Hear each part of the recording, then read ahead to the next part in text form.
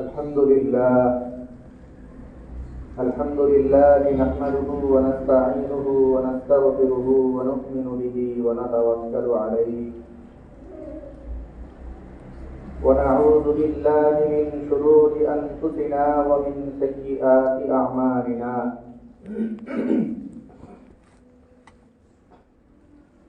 من يهده الله فلا مضل له ومن يضلله فلا هادي له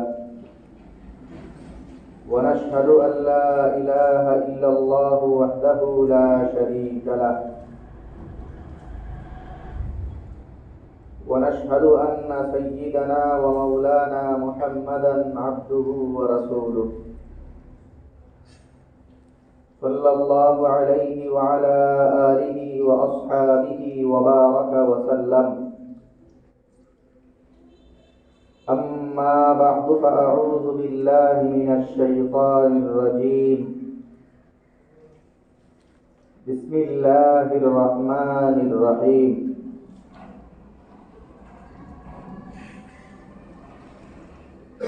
ولقد كرمنا بني آدم وحملناهم في البر والبحر ورزقناهم من الطيبات وفضلناهم على كثير ممن خلق تفضيلا وقال الله سبحانه وتعالى وعلمك ما لم تكن تعلم وكان فضل الله عليك عظيما وقال رسول الله صلى الله عليه وسلم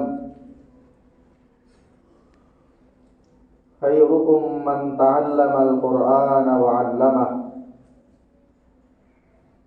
اللهم صل على محمد وعلى آل محمد كما صليت على إبراهيم وعلى آل إبراهيم إنك حميد مجيد اللهم بارك على محمد وعلى آل محمد كما باركت على إبراهيم وعلى آل إبراهيم إنك حميد مجيد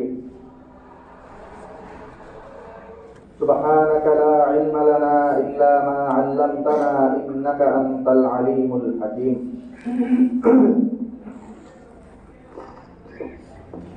মহান আল্লাহ পাক রব্বুল আলামিনের দরবারে অসংখ্য শুকরিয়া জ্ঞাপন করছি যিনি আমাদেরকে অন্যান্য জুমার ন্যায় আজকেও জুমার নামাজ আদায়ের জন্য পবিত্র ঘর মসজিদে আসার তৌফিক দান করেছেন আলহামদুলিল্লাহ। মুহতারাম হাজিরিন,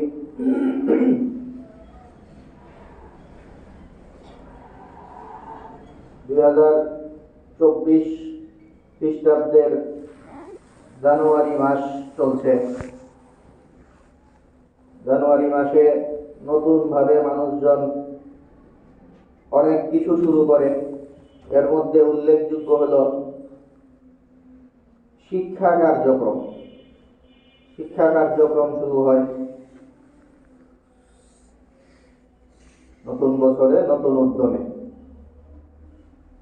তো সেই শিক্ষা বিষয়ে আমরা দুই চারটা কথা আপনাদের সামনে তুলে ধরব। তো এর আগে আমরা অন্য একটা কথা বলি। জুমার নামাজে আসা শুক্রবারে যত তাড়াতাড়ি আসা সম্ভব এটা ভালো। আমরা অনেক সময় এটার ফজিলত বলেছি, যত আগে আসবে তত বেশি বড় এবং দামি জিনিস কুরবানি করার সওয়াবের কথা হাদিসের মধ্যে এসেছে। পাশাপাশি যারা আগে আইসা পড়ে তাদের জন্য বিশেষভাবে কথাটা বলা, সেটা হলো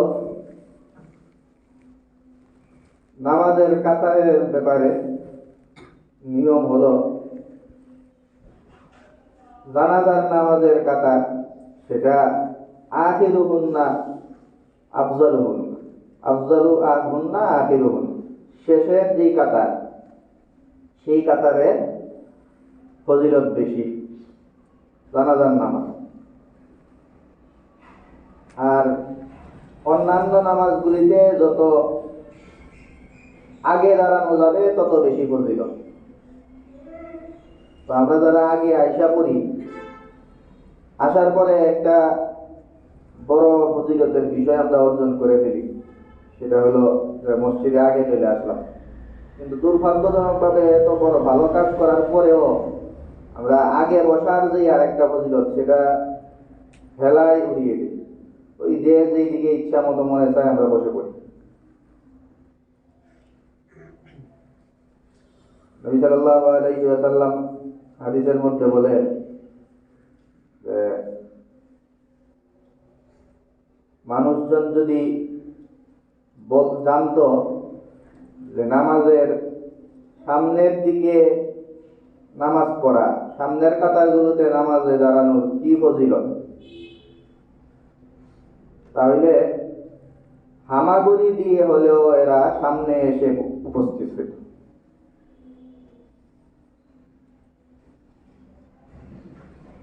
অন্যান্য বর্ণনা এরকম আছে যে লটারি দিত প্রয়োজনে। এমনিতে আগে পিছিয়ে নিয়ে যদি বাকবিতনটা হইতে যাইত যে লটারিতেও দেখি আমার নাম আগে পড়তে পারে, এই আশায় লটারি পর্যন্ত দিত।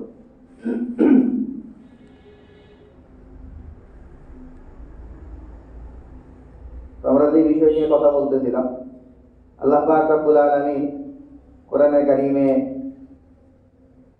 মানুষদেরকে অন্য সব মাখলুক থেকে শ্রেষ্ঠ মাখলুক আখ্যা দিয়েছেন। এবং কোরআনে কারীমে আল্লাহ তাআলা শ্রেষ্ঠত্বের কারণটাও বলছেন। শ্রেষ্ঠ মানুষ হিসাবে আখ্যা দিয়ে আল্লাহ তাআলা বনি ইসরাঈলের মধ্যে বলেন, লাকাদ কাররামনা বানি আদম,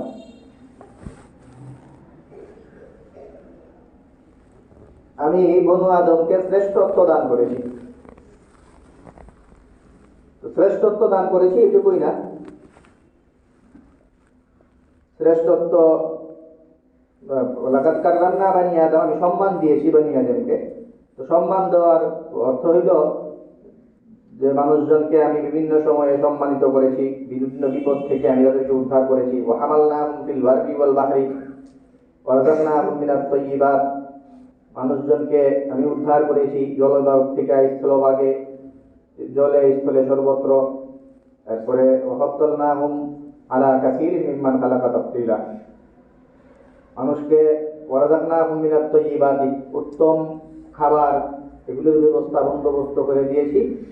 এবং সবচেয়ে গুরুত্বপূর্ণ যে পয়েন্ট, সেটা হলো ওয়াফাদ্দালনাহুম আলা কাসীরিন মিম্মান খালাকা তাফদীলা, অন্যান্য যে মাখলুকগুলো আছে এদের অন্যদের চেয়ে এই বনু আদমকে আমি শ্রেষ্ঠত্ব দান করেছি, ফজিলত দিয়েছি। ফজিলত শব্দটাই আসছে ওয়াফাদ্দালনাহুম আলা কাসীর, তাদেরকে আমি ফজিলত দান করেছি। তো ফজিলতটা পায় কিভাবে? এই আল্লাহ তাআলার যে ফজল, সেই ফজল জিনিসটা কি, এই ব্যাপারে কোরআনে কারীমের বহু জায়গায় আল্লাহ তাআলা বলছেন যে আল্লাহ তাআলার যে ফজিলতের মানদণ্ড, এটা হলো এটা। দাউদ আলাইহিস সালাম, সুলাইমান আলাইহিস সালাম, ওনাদেরকে আল্লাহ তাআলা দুনিয়ার প্রায় সব কিছুই দিয়েছিলেন। ওয়ালাকাদ আতাইনা দাউদা ওয়া সুলাইমানা ইলমা, সাথে সাথে দাউদ এবং সুলাইমান আলাইহিস সালামকে আল্লাহ তাআলা ইলমও দান করেছিলেন, শিক্ষা, ওনাদেরকে জ্ঞান দান করেছিলেন। তো ওনারা জ্ঞান পাওয়ার পরে, আল্লাহ প্রদত্ত শিক্ষা পাওয়ার পরে ওনাদের এক্সপ্রেশনটা ছিল এরকম, ওয়াকাল আলহামদুলিল্লাহিল্লাযী ফাদ্দালানা আলা কাসীরিন মিন ইবাদিহিল মুমিনিন। এইটা পাওয়ার পরেই ওনারা বলতেন যে আল্লাহর শুকরিয়া, যে আল্লাহ তাআলা আমাদেরকে অন্য সব জাতির চেয়ে শ্রেষ্ঠত্ব দান করেছেন। তার মানে এখানে খুবই লক্ষণীয় যে এলেমটা যখন পাইছেন, এরপরে ওনারা এই ভাষাটা প্রয়োগ করছেন, প্রশংসা, এবং প্রশংসার সাথে সাথে নিয়ামতের এই বর্ণনাটাও দিয়েছেন যে আল্লাহর প্রশংসা, যে আল্লাহ তাআলা আমাদেরকে এলেম দান করেছেন এবং এই এলেম দান করে অন্য সব জাতির থেকে আমাদেরকে শ্রেষ্ঠত্ব দান করেছেন। তো এখানে আমরা খুবই স্পষ্টভাবে মানুষ কেন শ্রেষ্ঠ, সেই শ্রেষ্ঠত্বের মানদণ্ডটা আমরা খুঁজে পেলাম।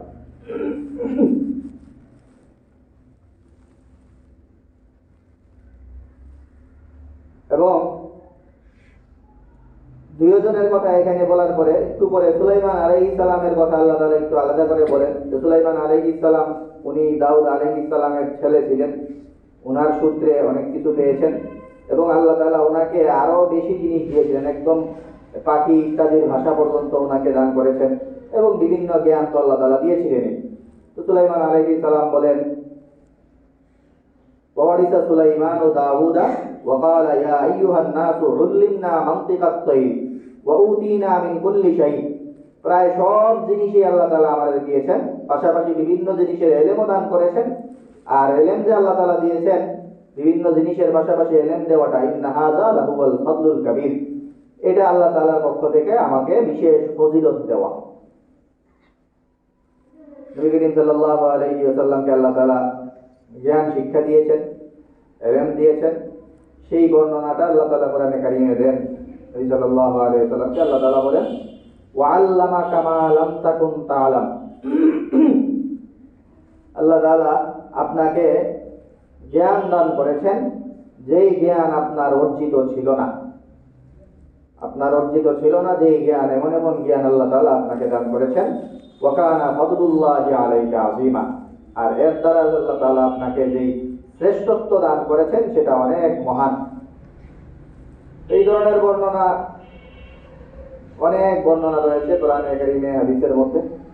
আমরা এগুলি থেকে এই কথাটাই বুঝতে পারি যে আল্লাহ পাক রব্বুল আলামিন মানুষকে শ্রেষ্ঠত্ব দান করেছেন।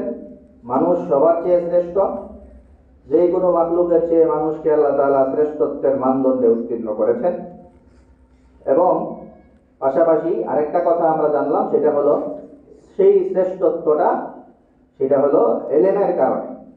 মানুষ জ্ঞানী, মানুষ জ্ঞান অর্জন করে, জ্ঞান অর্জন করে মানুষজন শ্রেষ্ঠত্ব অর্জন করে নেয়।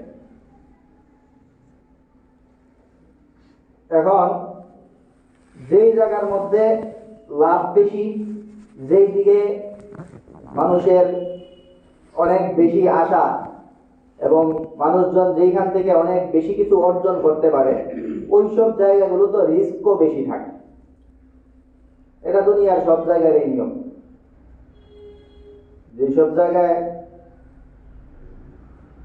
থেকে মানুষজন উপকার বেশি হয়, ওইসব জায়গায় মানুষের রিস্ক বেশি থাকে। তো ওগুলোর ভুরি ভুরি উদাহরণ আপনারা জানেন যে বাতাস, আগুন, এইসব বিষয় আল্লাহ তাআলা এগুলোর মধ্যে মানুষের বহু উপকারিতা রেখেছেন। বাতাস, হাওয়া বাতাস এগুলি না থাকলে জনজীবন বিপন্ন হয়ে যেত। তো এত উপকারী জিনিস, এটাই আবার কোনো কোনো সময় মানুষের জন্য কাল হয়ে দাঁড়ায়। এই ঝঞ্ঝাবায়ু, তুফান, এগুলোর দ্বারা অনেক কিছু তছনছ করে দেওয়া হয়। যে আগুন ছাড়া মানুষের জীবন চলতই না, সেই আগুন আবার অনেক সময় মানুষের জন্য বিপদ হয়ে দাঁড়ায়, সবকিছু ভস্ম করে দেয়।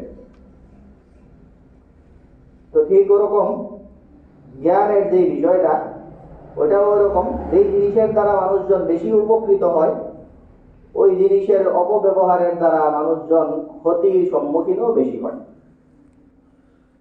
জ্ঞান অর্জন না করলে একটা দুঃখ ছিল যে সে জ্ঞান অর্জন করতেছে না, ইলম হাসিল করতেছে না, মানুষজন শ্রেষ্ঠত্বের যে মানদণ্ডে যাইত, সেই শ্রেষ্ঠত্বের মানদণ্ড থেকে মানুষজন বিচ্যুত হয়ে যাচ্ছে। এটা বলা যাইত যে যারা জ্ঞান অর্জন করে না, ইলম হাসিলের বালাই যাদের নাই, এরা আসলে অন্যদের চেয়ে শ্রেষ্ঠ না। ঢালাও ভাবে সব মানুষ শ্রেষ্ঠ এই কথা না। মানুষজন জ্ঞান অর্জন করবে এই শর্তেই যেহেতু শ্রেষ্ঠ, যেই লোকগুলি জ্ঞান অর্জন করতেছে না, জ্ঞান অর্জনের জন্য যারা ব্রত না, এরা শ্রেষ্ঠ না, এটা আমরা বলতে পারতাম। কিন্তু সমস্যা হইল জ্ঞান অর্জন থেকে দূরে আছে মানুষ আমাদের সমাজে, এইটাই দুঃখ না। এর চেয়ে বড় দুঃখ হলো মানুষজন এখন এই শিক্ষা ব্যবস্থাকে এমন ভাবে বিকৃত করছে যে জ্ঞানের বিকৃত রূপ শিক্ষা করতেছে। একটা তো জ্ঞান অর্জন থেকে দূরে থাকার একটা ব্যাপার ছিল, সেটাই তো বড় দুঃখজনক ছিল। আর দুঃখের সর্বশেষ সীমা হইল যে মানুষজন এখন বিকৃত জ্ঞান অর্জন করা শুরু করেছে। তো এরা যেই জ্ঞান দিয়ে মানুষজন শ্রেষ্ঠ হইত, এরা এই জ্ঞানের কারণেই পৃথিবীর সবচেয়ে অপদার্থ মানুষ হিসাবে সবার সামনে আত্মপ্রকাশ করবে। তো আমাদের এই বিকৃত জ্ঞান এগুলো বিশ্বের বহু জায়গায় সময়ে সময়ে এক একটা উদ্ভাবন হয়। দুর্ভাগ্যজনকভাবে যত সময় যাইতেছে আমাদের এই দেশে এইসব আস্তে আস্তে আমদানি হইতেছে। যখন এই নতুন বছর আসে, এই কয়েক বছর যাবৎ আমরা দেখতেছি এই জানুয়ারি মাস আসে, নতুন শিক্ষা কারিকুলাম মানুষের সামনে এগুলি প্রকাশ পায় এবং শিক্ষা সিলেবাস নিয়ে মানুষজন নতুন ভাবে একটু ভাবে, তখনই দেখা দেয় যে এর মধ্যে কত ধরনের বিকৃতি, কত ধরনের কুশিক্ষা এগুলি দিয়া ভরপুর। এই বছরও ব্যত্যয় ঘটে নাই, গত বছরও অনেক কিছু ছিল, এগুলো নিয়ে আমরা কথা বলছিলাম। এই বছর তো কোনো এক ইসলাম নৈতিক শিক্ষা সম্ভবত এই নামের কোনো এক বইয়ের মলাটে আদ্যপান্ত এই মূর্তির ছবি বসায় দেওয়া। কিছু কিছু জায়গায় এগুলি হয়তো রিটার্ন নেওয়া হয়েছে। তো রিটার্ন নিলে কি হয়? রিটার্ন নিলে এত এই দেশের ন্যূনতম যেটা হয় সেটা তো হইল এই দেশের বড় একটা অর্থনৈতিকভাবে এই দেশ ক্ষতিগ্রস্ত হয়। এতগুলি বই ছাপানো, এগুলি আবার নতুন করে ছাপানো, বিশাল ব্যাপার। তো ইসলাম ও নৈতিক শিক্ষা এই বইটা নিয়ে এই সবচেয়ে বেশি আপত্তি হয়। এই বইটার মধ্যে একে তো এই ধরনের কথাবার্তা, মলাটের মধ্যেই মূর্তি ইত্যাদি স্থাপন করা হয়েছে, এগুলি মূর্তি দিয়ে মলাট বাধাই কভারে রাখা হয়েছে। পাশাপাশি ইসলাম ও নৈতিক শিক্ষা এই নামটা যখন থেকে আসছে তখন থেকে আমরা এটার ঘোর বিরোধিতা করে আসছি। ইসলাম ও নৈতিক শিক্ষা সাধারণত ওটাই আরবি ব্যাকরণে খুব সুন্দর একটা বিশ্লেষণ আছে। এটা আরবি ব্যাকরণে এবং বা ও এবং এগুলোর জন্য শব্দ ব্যবহার হয় হইল ওয়াও। এই ওয়াও এর অর্থ হইল এবং ও। তো আরবি ব্যাকরণের নিয়ম হইল এই ওয়াও যখন আসে, সেই এই ওয়াও এর আগে পরে যে দুইটা, এই দুইটার মধ্যে বৈপরীত্য থাকে। যেমন আরবি ব্যাকরণে এরকম বলে যে আমার কাছে জায়েদ আসছে আর খালেদ আসছে, জায়েদ এবং খালেদ আমার কাছে আসছে। এর অর্থ হইল জায়েদ এবং খালেদ এক না, দুইটা দুই জিনিস। তাহলে ইসলাম ও নৈতিক শিক্ষা এর অর্থ হইল ইসলামের সাথে নৈতিকতার সম্পর্ক নাই। ইসলাম শিখলে নৈতিক শিক্ষা হবে না, এজন্য ইসলাম ও নৈতিক শিক্ষা। এর মানে হইল ইসলাম শিখবা, পাশাপাশি ইসলাম দিয়ে তো আর নৈতিকতা হয় না, এই জন্য পাশাপাশি নৈতিক শিক্ষাও শিখবে। তো মুসলমানের সন্তানদেরকে এটা শেখানোটা, এই নামে বই শেখানো, এটার ঘোর বিরোধিতা ওই সচেতন মহল অনেক আগে থেকেই করে আসছে। তো এই হলো আমাদের এই শিক্ষা ব্যবস্থা। এই শিক্ষা ব্যবস্থার মধ্যে এছাড়া এই নতুন শিক্ষা ব্যবস্থায় ওই ট্রান্সজেন্ডার, এটা নিয়ে আমরা বিস্তারিত আলোচনা করছি ওইটা মাসখানেক আগে। এটাকেও অনেকভাবে ইয়ে করা হয়েছে, প্রমোট করা হয়েছে। মানুষজন আসলে এই ধরনের ভাষা ব্যবহার করা হয়েছে যে একজনকে বাহির থেকে দেখে তাকে পুরুষ না নারী এগুলো নির্ধারণ করা আসলে ঠিক না। এগুলো বাহির থেকে দেখে কাউকে নারী পুরুষ নির্ধারণ করা যায় না। মানে নারী পুরুষ এগুলোর ব্যাপার হলো ভিতরেরগত ব্যাপার, বাহিরের কোনো ব্যাপার না এটা। তো এই ধরনের বেশ কিছু কথা, এগুলো ওই জানুয়ারি মাস আসার আগে থেকেই, যখন বইগুলো বাজারে চলে আসছে তখন থেকেই আলোচনা হয়েছে। আমরা খুব বিভিন্ন গুরুত্বপূর্ণ বিষয় নিয়ে সময় সময় আলোচনা করছিলাম, এই কারণে এই ব্যাপারটা আমরা একটু এখন বলতেছি। আপনারা মোটামুটি এই ব্যাপারগুলি অবগত হয়ে গেছেন। আমরা একবার আপনাদের সামনে যে বার্তাটা দিতে চাই সেটা হলো যে শিক্ষার যেই স্তর, এর মধ্যে যে কোনো স্তরে আপনি আপনার সন্তানদের শিক্ষা দিতে পারেন, এটা কোনো সমস্যা না। আমরা বহুবার বলছি যে আপনি যদি আপনার সন্তানকে ভালো নিয়তে ডাক্তারও বানান, তাহলে আপনাদের নিয়তের কারণে অনেক বেশি জবাব পাইবেন। আল্লাহ তাআলার একজন নবী ঈসা আলাইহিস সালামকে আল্লাহ তাআলা অনেক বড় ডাক্তার বিদ্যা শিক্ষা দিয়েছিলেন, ডাক্তারি বিদ্যা। উনি সব রোগীদেরকে ভালো করে দিতে তো পারতেনই, আল্লাহ তাআলা এমন মুআজিজা দিয়েছিলেন যে উনি মইরা যাওয়া যেটা মানুষ ডাক্তাররা ভালো করতে পারবে না, ওই মৃত মানুষটিও জীবিত করে দিতেন। নবী করিম সাল্লাল্লাহু আলাইহি ওয়াসাল্লামকে আপনারা যদি আপনাদের কোনো সন্তানদেরকে ভাষা সাহিত্য শিখান, বড় সাহিত্যিক বানাইতে চান, ভালো নিয়তে সাহিত্যিক বানাইলে ওইটা আপনারা ওই নবীদের শিক্ষাই আসলে শিক্ষা দিলেন আপনার সন্তানকে। নবী করিম সাল্লাল্লাহু আলাইহি ওয়াসাল্লাম অনেক বড় সাহিত্যিক ছিলেন এবং উনি নবী সাল্লাল্লাহু আলাইহি ওয়াসাল্লাম থেকে কিছু কিছু সূত্রে এরকম বর্ণিত পর্যন্ত আছে যে আনা আফসাহুল আরব বাইদা আন্নি কুরাইশুন, কুরাইশ বংশের লোক, যেই বংশের লোকে আসলে অত ভালো ভাষা শেখার কথা না, যেহেতু এরা খুব গোলমেলে পরিবেশে থাকে, শহুরে পরিবেশ থেকে যেখানে সব অঞ্চলের মানুষ জমা থাকে, ওইখানে আসলে ভাষা শিখা একটু কষ্ট। এরপরেও আমি আরবের সবচেয়ে বড় সাহিত্যিক, তো সাহিত্য শিখা এটা আমাদের নবীর একটা সুন্নত, তো এটাও আপনারা শিক্ষা দিতে পারেন।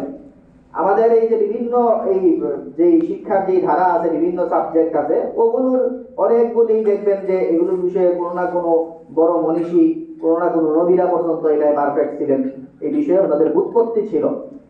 তো এরকম ভালো নিয়তে আপনারা যে কোনো কিছু শিক্ষা দিতে পারেন, আপনাদের ব্যাপার। একদম কোরআনে কারিমের শিক্ষা, অনেক উচ্চ শিক্ষা, এই লেভেলে দ্বীনি শিক্ষার উচ্চ লেভেল পর্যন্ত পৌঁছানো, এটা অনেক ফজিলতের কাজ, কিন্তু এটা ফরজ না। ফরজ যেটা, দুইটা জিনিস ফরজ। একটা হলো দ্বীনি শিক্ষার যেই প্রাইমারি লেভেল, এই প্রাইমারি লেভেল আপনার সন্তানকে আপনার শিক্ষা দিতে হবে।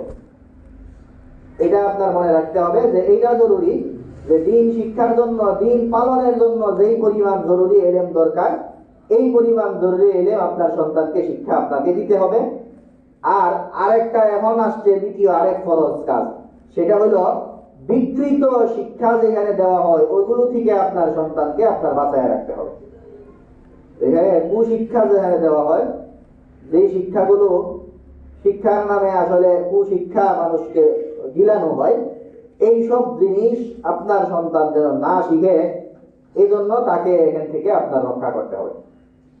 এই দুইটা জিনিস আপনাদের প্রত্যেকের, যে এইটা হলো জরুরি। এই জরুরি কাজগুলি করার পরে উচ্চ শিক্ষা আপনি যে কোনো সাবজেক্টে দিতে পারেন, হয়তো একটার চেয়ে একটা একটু বেশি লাভ, ওইটার ফজিলত অনেক বেশি, আরেকটা হয়তো একটু কম, নিয়তের কারণে যে কোনো কাজেই অনেক বেশি আপনি ফজিলত পাইতে পারেন। কে কাকে কি শিক্ষা দিবেন সেটা নিজস্ব ব্যাপার, গুরুত্বের বিচারে একটু তারতম্য হয়, কিন্তু কি আপনার যে জিনিসগুলো জরুরি এগুলি আপনাদের মাথায় রাখতে হবে। ফরজ পরিমাণ, ফরজে আইন পরিমাণ যে শিক্ষা, এটা যেন আমাদের সব সন্তানরা শিক্ষা অর্জন করে। এই জন্য কে কোথায় পড়ায় এটা অর্জন করাইবেন আপনাদের একান্ত নিজস্ব ব্যাপার, কিন্তু এটা অবশ্যই হাসিল হইতে হবে, এটা যেন আপনাদের মাথায় থাকে। এবং যেসব জায়গায় ধর্মবিদ্বেষী শিক্ষা দেওয়া হয় এবং ধর্মের সাথে সাংঘর্ষিক যে জিনিসগুলো যেখানে শেখানো হয়, বিকৃত জিনিস, এই এখন তো ট্রান্সজেন্ডার ইত্যাদি, আরো সমকামিতা ইত্যাদি পর্যন্ত আছে এখনকার এই গুলিতে, সিলেবাসে। তো এই ধরনের শিক্ষা যেখানে দেওয়া হয় সেগুলোতে যেন না জড়ায় কেউ, এই জন্য আপনাদের সচেষ্ট থাকতে হবে। এই হলো মোটামুটি শিক্ষা বিষয়ক কথা। এই শিক্ষায় আমাদের যাদের শিক্ষার সাথে আমরা যারা জড়িত, আমরা অনেক বেশি গুজব রটে, আমরা জানি যে শিক্ষার নামে ওই নাচ গান ইত্যাদি দিয়ে অনেক বিভিন্ন দেশের ভিডিও দিয়ে সোশ্যাল মিডিয়ায় ভরপুর ছিল, কিন্তু একদম আমরা খুব বেশি শিক্ষার সাথে জড়িত এমন মানুষের সাথেও কথা বলছি, ওনারা বলছেন যে আপনারা একটু বেশি গুজব রয়ে গেছে, কিন্তু যেগুলি রটছে সব মূলক না। ওরকম বিভিন্ন ধরনের অঙ্গভঙ্গি, নাচ গান ইত্যাদি যে শিক্ষা কারিকুলামে ঢুকানো হচ্ছে সেটাও বাস্তব।